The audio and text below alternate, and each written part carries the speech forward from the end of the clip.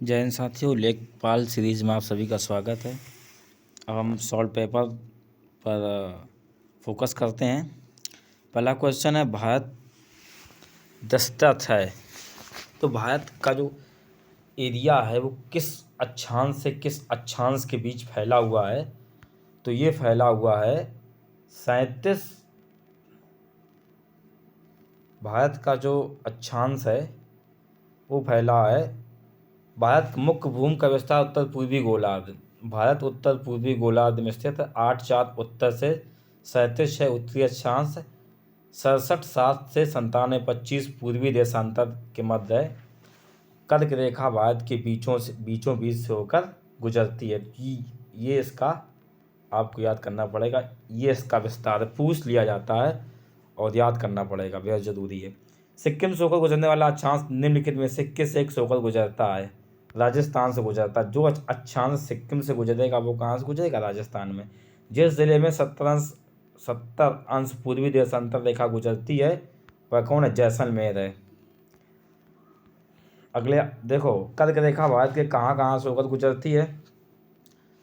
इधर आप देख सकते हैं, गुजरात है, फिर राजस्थान से निकलती है, मध्य प्रदेश से निकलती है, छत्तीसगढ़ से निकलती है, फिर झारखंड से निकलती है, फिर त्रिपुरा से निकलती है, मिजोरम से निकलती है। यहाँ से 8 राज्यों से होकर कर्क रेखा गुजरती है। कर्क रेखा गुजरती है मध्य प्रदेश, मिजोरम और त्रिपुरा से, यहाँ से होकर गुजरती है। भारत कितने, देखो आपको ये थोड़ा याद करना पड़ेगा। ये दिए गए अक्षांश अगरतला कितना, गांधीनगर, जबलपुर, उज्जैन, ये सब आपको याद करना पड़ेगा। देख सकते हैं आप। निम्नलिखित में से कर्क रेखा 8 राज्यों से होकर गुजरती है। भारत का एक राज्य जो कर्क रेखा से गुजरती है वो कौन सा है? निम्नलिखित में से देखना पड़ेगा वो कौन सा। झारखंड है। आगे बढ़ते हैं, निम्नलिखित में से कर्क रेखा नहीं गुजरती है। तो मणिपुर से कर्क रेखा नहीं गुजरती है। निम्नलिखित में से कर्क रेखा की निकटतम दूरी कहाँ से? गांधीनगर से कर्क रेखा की निकटतम दूरी है। निम्नलिखित में से कौन सा कर्क रेखा के निकट है? तो कोलकाता कर्क रेखा के निकट स्थित है। कौन सा महत्वपूर्ण अक्षांश भारत के 2 लगभग बराबर भागों में विभाजित करता है? तो 23.5 अक्षांश भारत को लगभग मिड से विभाजित कर देता है। 23-30 उत्तर यानी कर्क रेखा। भारतीय राज्य कर्क रेखा के उत्तर में स्थित है। तो कर्क रेखा के उत्तर में कौन सा स्थित है? तो कर्क रेखा के उत्तर में स्थित है आपका ये मणिपुर आ जाएगा। जून माह में निम्नलिखित में से कहाँ पर दिन सबसे अधिकतम होता है? तो चेन्नई में जून माह में जो दिन है उसकी अवधि सबसे ज़्यादा होती है दिल्ली में होती है। निम्नलिखित में से कर्क रेखा की सबसे निकटतम है। तो निकटतम रहेगा जबलपुर, देख सकते हो आप। ठीक है।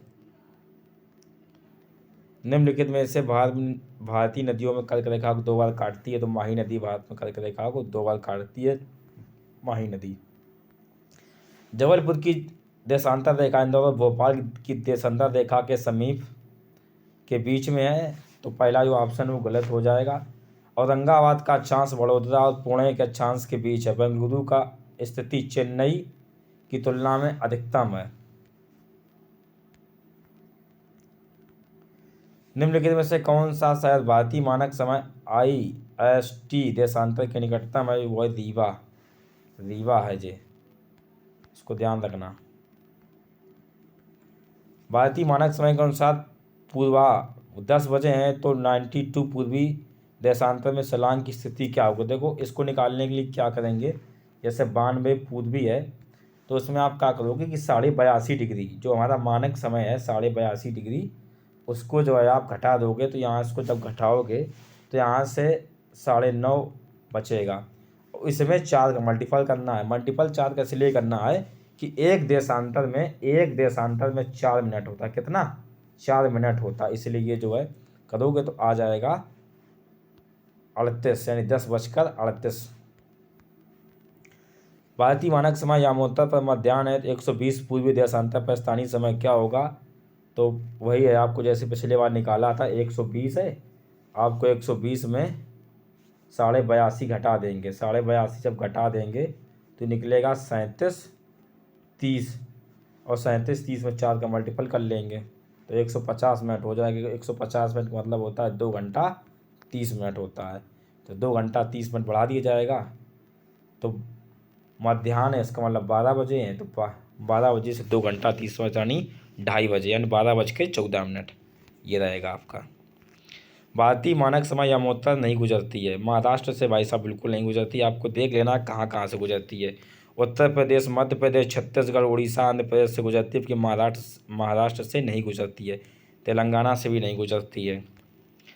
भारतीय मानक समय देशांतर 42.5 किस किस नगर से गुजरती है? तो गुजरती इलाहाबाद के नैनी से। कहाँ से? इलाहाबाद के नैनी से गुजरती है।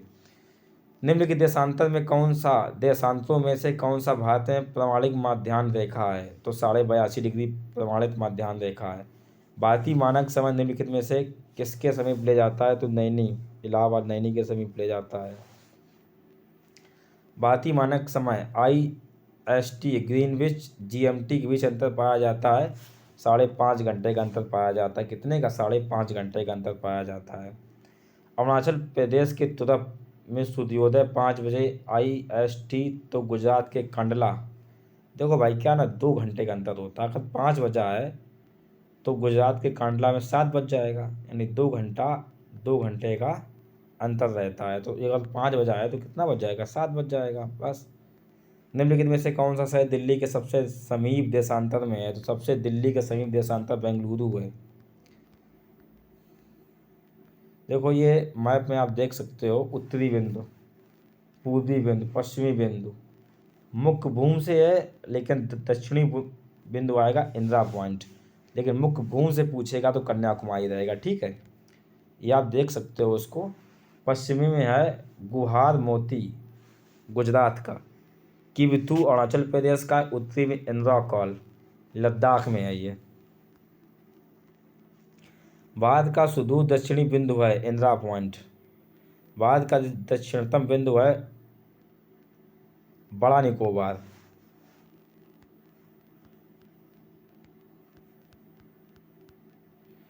भारत के सुदूर दक्षिण का इंदिरा पॉइंट निम्नलिखित में से कहाँ स्थित है? तो बड़ा निकोबार में स्थित है। कहाँ पे? बड़ा निकोबार में स्थित है। निम्नलिखित में से कौन सा एक युग में सबसे पूर्वी और सबसे पश्चिमी राज्य को इंगित करता है? तो अरुणाचल प्रदेश पूर्वी और पश्चिमी कौन सा है? गुजरात है। आपको बता चुके हैं मैप में भी। भारत का सुदूर पश्चिमी बिंदु क्या है? तो सुदूर जो पश्चिमी बिंदु है वो 67.7 पूर्व गुजरात में है। कहाँ पे? 67.7 पूर्व गुजरात में है। निम्नलिखित में से भारतीय नगरों में से कौन सा एक सबसे अधिक पूर्व की ओर स्थित है? लखनऊ सबसे पूर्व की ओर स्थित है। निम्नलिखित में से भारतीय राज्य की सीमाएं भूटान राज्य से नहीं मिलती हैं। तो भूटान की सीमाएं नहीं मिलती हैं। तो भूटान की सीमा किससे मिलती हैं? अरुणाचल प्रदेश, आसाम, पश्चिम बंगाल, सिक्किम, मेघालय, इनसे जो है इनकी जो सीमा है, भूटान के साथ सीमा साझा करने वाले भारतीय राज्य इस प्रकार से है। और बांग्लादेश की भी सीमा लगती है। भूटान की सर्वाधिक सीमा आसाम से इसके पश्चात अरुणाचल प्रदेश, पश्चिम बंगाल और सिक्किम से लगती है। नहीं में क्या आ जाए? मेघालय आ जाएगा भाई। ठीक, भारतीय राज्य भूटान के साथ सीमा नहीं बांटता है भाई साहब। बिहार है जो सीमा नहीं बांटता है। ठीक, आपको याद करने पड़ेंगे कौन किसके साथ सीमा लगाता है। आपका पहला पॉइंट है एक, एक का दूसरा सही होगा, यानी पहले जो यहाँ पर जो स्थान है ए, इसका मतलब होगा सीमा विवाद का निपटारा, यानी सरक्रीक विवाद पाकिस्तान से है हमारा। बी नंबर में आएगा सैन्य दल विनियोजन, यानी यहाँ लद्दाख में ना सियाचिन ग्लेशियर के आसपास सैन्य दल कर रहा है। और तीसरा आइए जो यहाँ से है सिंधु और उसकी सहायक नदियों का बंटवारा, नदी जल बंटवारा आ जाएगा इस जगह पे। निम्न कौन सा भारतीय राज्य अधिकतम सीमा म्यांमार के साथ स्पर्श करता है? तो करता है अरुणाचल प्रदेश। निम्नलिखित में से भारत के किस राज्य की सीमा म्यांमार से उभयनिष्ठ लगती है? तो आसाम की नहीं लगती है, बाकी सबकी लगती है। निम्नलिखित में से भारतीय राज्यों के समूह में से कौन सा पाकिस्तान के साथ सीमा बनाता है? पंजाब, राजस्थान, जम्मू कश्मीर और गुजरात बनाता है।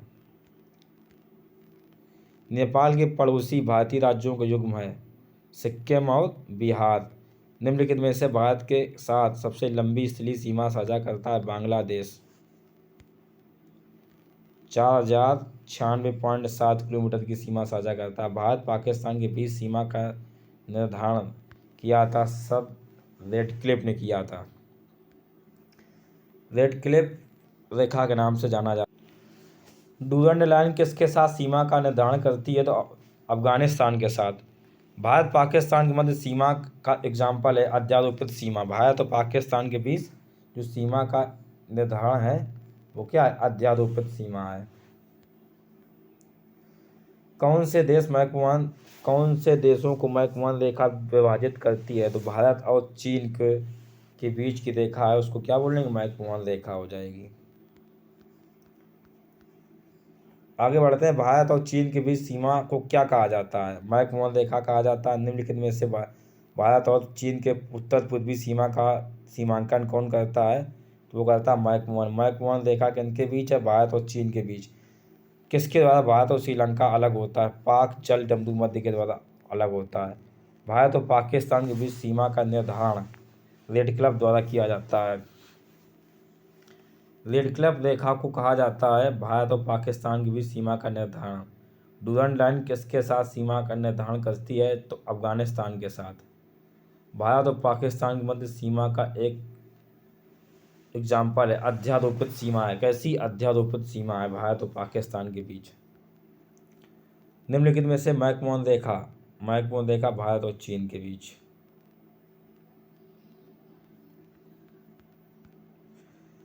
देखो भारत की जो भू आकृतियाँ उनको देख लीजिएगा। मरुस्थल कहाँ पे है? ध्यान से देखो, ये मरुस्थल थार का मरुस्थल है। राजस्थान और गुजरात में क्या है? थार का मरुस्थल है।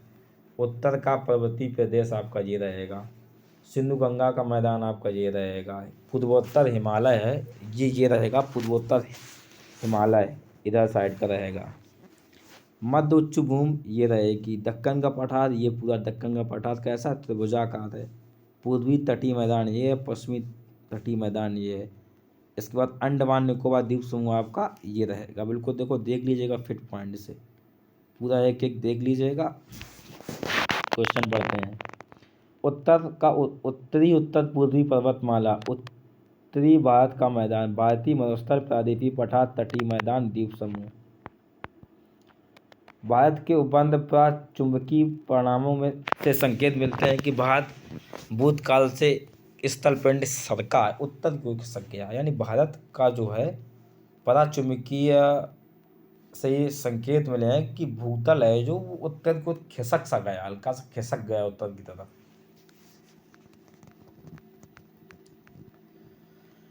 भारत महाद्वीपीय विस्थापन सिद्धांत के अनुसार भारतीय स्थलपिंड गोंडवाना लैंड का भाग है। गोंडवाना दक्षिण अमेरिका, अफ्रीका, अंटार्कटिका, ऑस्ट्रेलिया और भारत एक ही स्थलपिंड से जुड़े थे। मध्यवर्ती मध्यजीवी कल्प में गोंडवाना लैंड के विशाल भूखंड का विखंडन हुआ।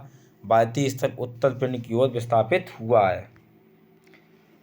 भारतीय उपमहाद्वीप मूलतः एक विशाल भूखंड था, इसका था गोंडवाना लैंड का भाग था। ठीक है। भारत कितने प्राकृतिक प्रदेशों में विभाजित किया जाता है? 4 प्राकृतिक प्रदेशों में। उत्तर का पर्वतीय प्रदेश, विशाल मैदान, प्रायद्वीपीय पठार, तट, द्वीप। भारत को 6 उपभौतिक भू आकृतियों में विभाजित किया गया है।